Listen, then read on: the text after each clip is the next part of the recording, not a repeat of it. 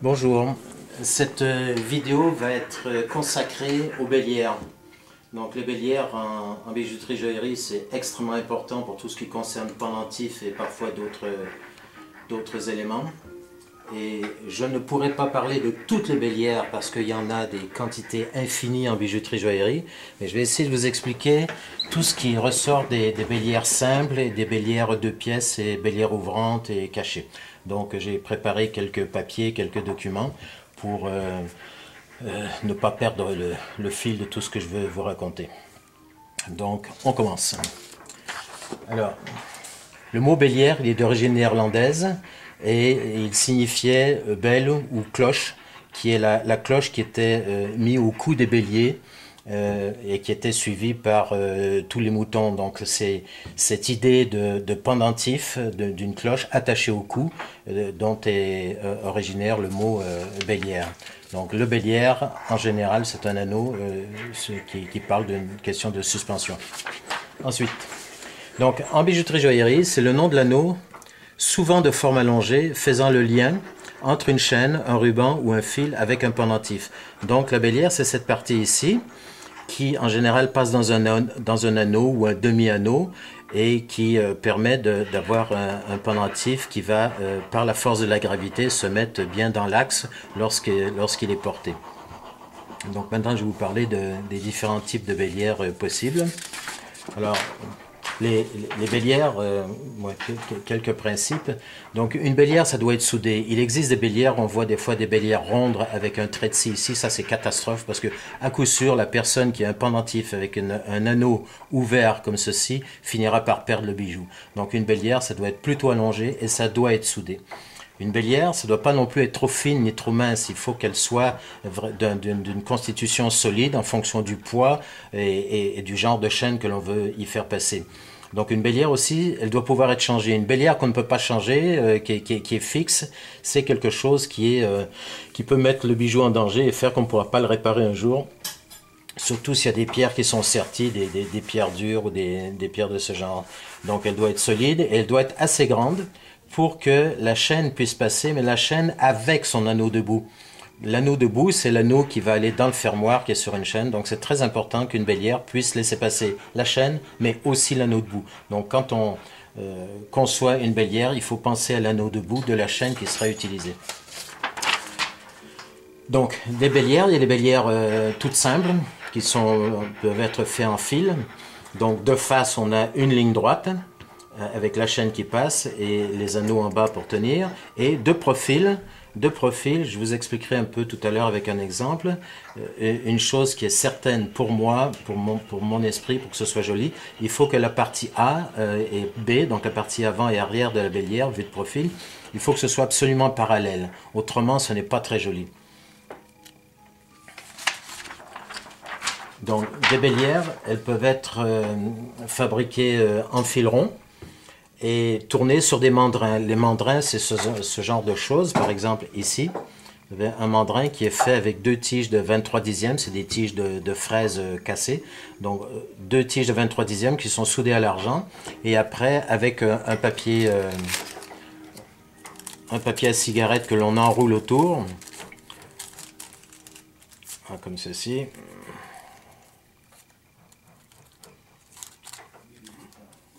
Donc on enroule un papier à cigarette autour, de manière à ce que, en tournant la cantille, il y aura une petite distance entre l'intérieur des bélières, de la cantille, et le mandrin, et ce qui fait que lorsqu'on va chauffer pour recuire ce métal qui vient d'être mis en forme, eh bien, le papier va brûler, on va pouvoir sortir très facilement la cantille. Donc le coup du papier à cigarette, c'est très important, c'est quelque chose dont je parle de temps en temps. Et on peut aussi faire des mandrins, soit avec un clou, carrément un clou, des petits clous de construction, des clous de finition. Et le clou étant en général en fer, on peut le laminer au laminoir tout droit, et on obtiendra une certaine largeur. Et si on veut un peu plus large, il suffit de laminer le clou en biais. Et avec le même clou, on pourra avoir différentes largeurs de mandrins. Et on a instantanément un arrondi. Et on peut aussi faire des mandrins qui sont découpés dans des plaques. Là, on choisit l'épaisseur, on choisit la largeur, on découpe dans des plaques. Et le mandrin en question, ça donne ce genre de choses. Donc vous voyez, on peut faire des mandrins avec plusieurs clous soudés ensemble. Ici 3 clous, ici c'est par exemple ça c'est du métal laminé, ou un clou laminé, ça c'est probablement un clou laminé. Donc on peut faire des bélières, voilà, ça aussi c'est un très gros clou laminé. Donc on peut faire des mandrins qui vont permettre de faire des bélières de toutes les largeurs, toutes les épaisseurs en fonction de ce que l'on veut. Mais les plus courantes en bijouterie, du moins dans des petites pièces, c'est des mandrins de 2 fois 23 dixièmes, avec lesquels par exemple je vais faire que j'utilise avec du fil à 6 dixièmes, 7, 8, 9, 10 dixièmes. Et ce genre de dimension de fil couvre à peu près tous les besoins de la majorité des petits pendentifs que l'on peut être amené à fabriquer. Donc ça c'est pour les mandrins, enfin pour le fil rond. Ensuite on peut faire aussi des bélières en fil carré. Mais en général, à partir d'un fil carré, on va plutôt le laminer de manière à avoir un fil qui sera légèrement rectangle. C'est plus joli, ça permet de casser les angles, d'arrondir. Et on peut aussi faire donc des bélières avec du fil de migeon. Par contre, avec un fil de migeon, on ne peut pas tourner autour d'un mandrin, parce que si on tourne autour d'un mandrin, on va se retrouver avec l'intérieur de la bélière en bas et en haut complètement désaxés, et quand on va refermer, les deux parties ne seront pas face à face. Donc pour que les deux parties ici soient face à face, il suffit de prendre une tige de fil de migeon, de marquer les longueurs, le fameux half-pli, donc la longueur avant pliage, et on commence par plier ici un premier arrondi, on coupe à la scie, et après, à partir de cet endroit ici, on replie une deuxième fois, et on coupe à la scie, et donc on se retrouve avec une bélière ouverte, avec les deux courbures qui, une fois mises en forme à la pince, on va se retrouver ici avec deux parties vraiment face à face et les des intérieurs parfaitement droits l'un par rapport à l'autre. Autrement, si on tourne sur des mandrins, ça fait des trucs de travers et c'est catastrophe. Ensuite, donc les bélières simples, elles doivent passer dans un anneau rond, et cet anneau doit être le plus petit possible pour être discret, parce que cet anneau ici, ce n'est pas un élément qui devrait être vraiment perceptible. Donc on cherche à ce qu'il soit le plus discret possible, donc le plus petit possible. Donc sur un pendentif arrondi ou plat, on peut faire un anneau et toujours limer un petit peu ici le bas de l'anneau, de manière à ce que la surface de contact soit la plus grande possible. Dans des formes de cœur par exemple, on peut faire des bélières, des anneaux soudés en deux parties, gauche et droite, de manière à pouvoir laisser libre et visible la partie intérieure du cœur, parce que si on soude un anneau à l'intérieur, c'est absolument moche, ça fait de la confusion. Après, on peut avoir des anneaux qui vont être découpés dans une plaque, de manière à donner un petit côté esthétique un peu particulier à un pendentif pour des questions de style. Donc là, on découpe une plaque, on laisse une ouverture et on passe la bélière à l'intérieur. Ensuite, ça c'est assez important, les bélières qui sont faites dans du plané, en forme de V bien souvent, avec un anneau partiel qui sert ici à l'emmaillement. Donc au départ, on prend une plaque d'une certaine longueur, toujours avec la fameuse norme half-pli, donc on décide une certaine longueur. Dans la majorité des cas, j'utilise 15, 16, 17, 18, 19, 20 mm comme half-pli. Je la mets en forme. Une fois qu'elle est en forme de face, je vais enlever à la scie et à la lime les côtés, de manière à me retrouver avec une bélière en forme de V, dont la partie du bas ici sera égale à l'anneau d'emmaillement. L'anneau d'emmaillement qui sera ici. Donc cet anneau d'emmaillement qui sera soudé, il faut qu'il puisse rentrer dans un anneau, en général le même. Et donc je prends un anneau complet, je lime de chaque côté comme ceci. Je l'insère à l'intérieur et je soude un seul côté, en général la partie avant, je mets ma signature à l'arrière. Donc je soude la partie avant, je mets la bélière dans l'anneau et je soude la dernière partie en dessous avec une lame un paillant de soudure écrasé au marteau extrêmement mince. Plus tard, je vais avoir des photos pour vous montrer. Donc à partir de ces bélières en V, on peut faire une bélière pas très large et complètement arrondie, donc qui donne une bélière très discrète, très solide suivant l'épaisseur qu'on a choisie. On peut la faire plus large, arrondie. On peut la diviser en deux, ça c'est très facile parce qu'on trouve le centre facilement. On peut la diviser en trois. Donc la diviser en trois de cette manière, c'est un peu plus difficile parce qu'il faut avoir une progression parfaite entre le haut et le bas. Et on peut donner l'illusion d'une bélière divisée en trois en simplement, avec un trait de compas de chaque côté, on peut se retrouver avec deux largeurs identiques et c'est la partie du centre qui vient mourir un petit peu avant la fin. Donc ce genre de bélière est facile à façonner, deux coups de compas, deux coups de scie et après on lime et on se retrouve avec une bélière façonnée très sympathique. Bien sûr, si la bélière est plus épaisse, on peut choisir d'y mettre des diamants en sertigrain ou des pierres en sertimasse avec des petits motifs. Donc là, c'est infini, on peut rajouter tout ce qu'on veut et puis être très créatif. Alors, ici, quelques exemples de bélières. Donc une bélière justement en fil rond sur un petit pendentif. Ça, c'est une bélière qui probablement doit faire 6 ou 7 dixièmes et tourner sur 2 x 23. Ici, c'est une bélière faite avec du plané, qui est attaché sur un anneau qui lui aussi est fait en plané et qui est soudé en deux parties avec un léger arc de cercle et ça donne quelque chose d'extrêmement solide. Ça c'est la partie arrière d'un pendentif avec pièce de monnaie.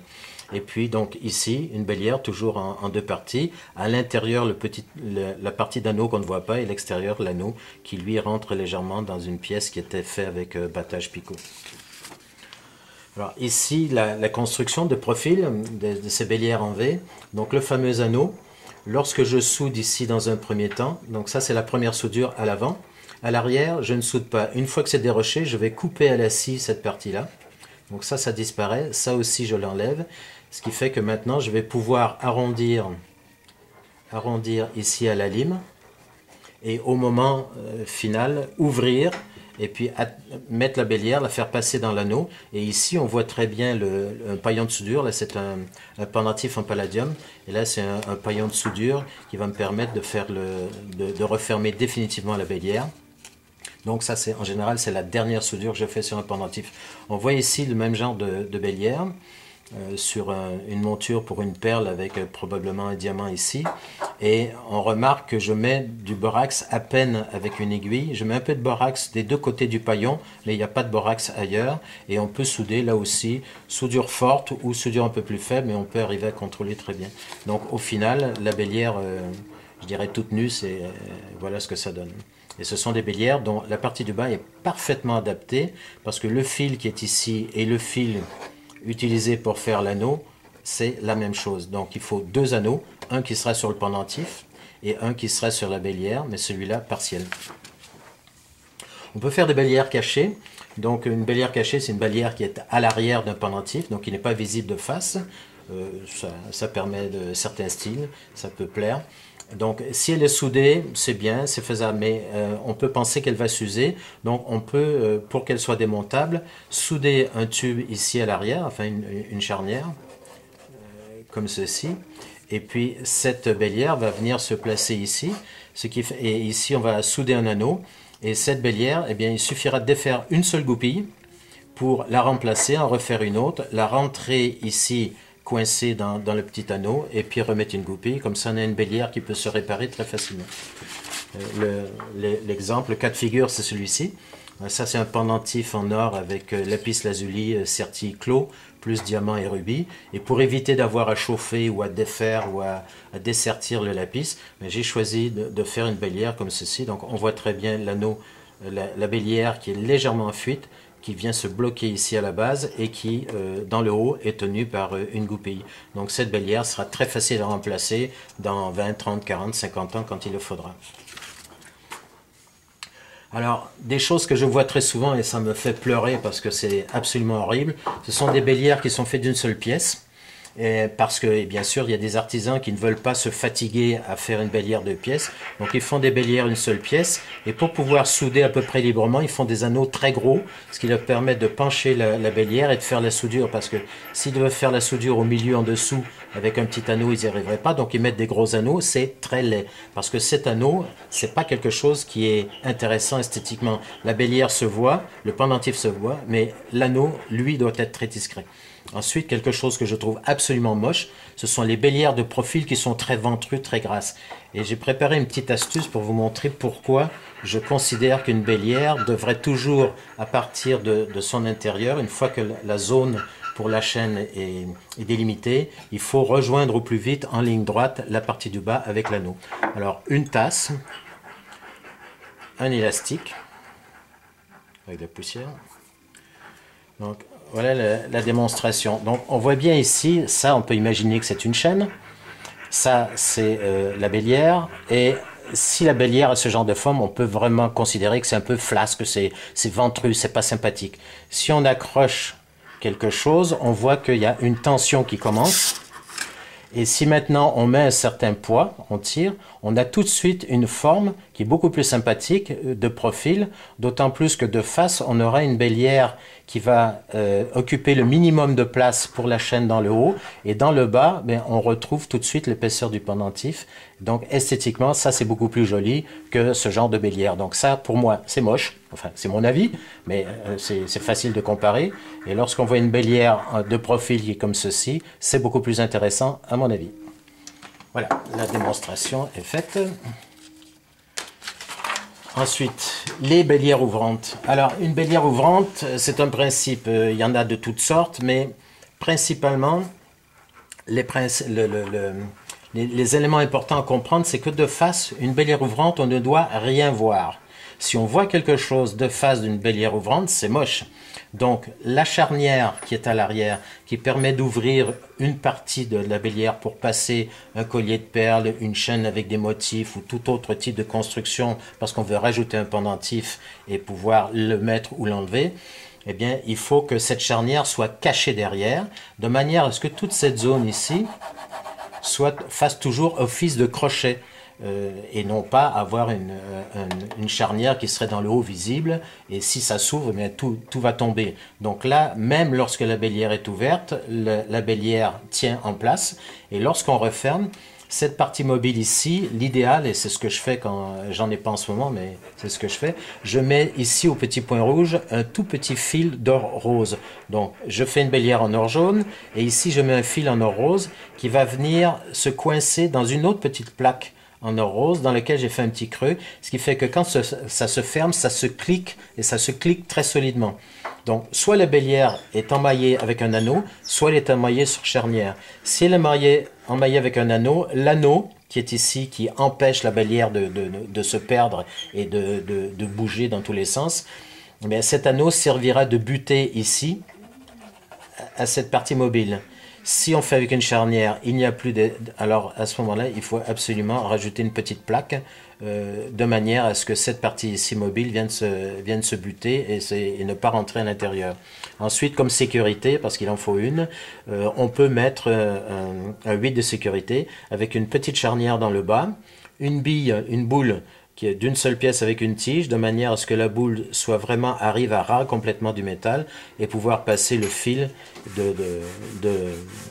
du 8 de sécurité, un peu dans ce genre. Voilà, donc en gros, je vous ai raconté le principal, un peu les bases des bélières.